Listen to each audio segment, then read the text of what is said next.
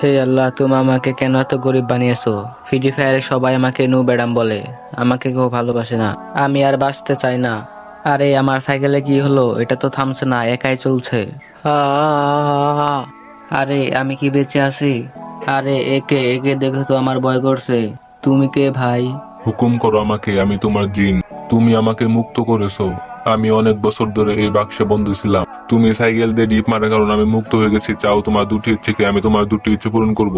তুমি আমাকে পৃথিবীর সবচেয়ে বড় লোক বানিয়ে দাও, তারপর আমি ফ্রি ফায়ার কিনে ফেলবো। তারপর আমার কাছে অনেক অনেক ডায়মন্ড চলে আসবে।